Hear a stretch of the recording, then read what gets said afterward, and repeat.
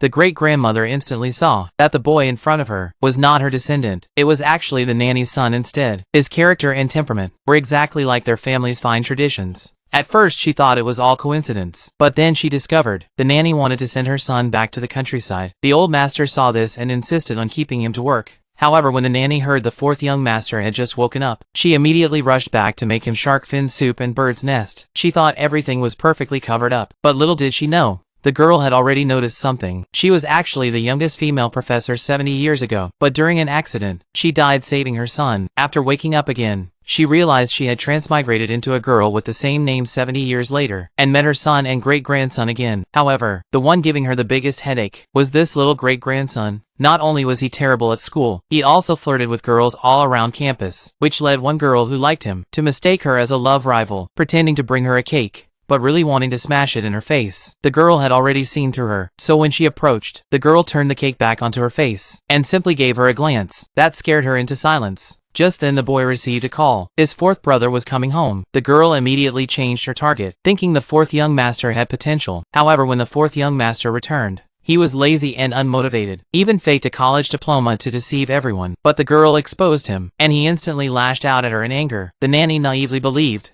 she was just the old master's savior. The fourth young master couldn't understand why everyone in the family listened to the girl, but one look from her, and he didn't dare say a word. That night the fourth young master got mad because the little girl was too noisy. He threw the cup at her. Luckily the nanny's son blocked it, but the nanny said that the fourth young master hit him well. When he tried to strike again, the girl stopped him. The fourth young master flew into a rage, saying she would pay the price for angering him, but the nanny's son stood in front of her without hesitation. Then the girl gave him a lecture. Scared, the fourth young master fell to the ground. The girl stepped on him and made him apologize. The nanny called for the eldest brother, but he said everything would follow the girl's orders. The girl calmly sat on the couch and began a countdown, telling him he had 10 seconds to choose to apologize. Only then did he reluctantly apologize. But the girl said time was up. He had already been kicked out of the family. Hearing the noise, the old master arrived. The fourth young master thought he would back him up, but after learning what happened, the old master furiously drove him out.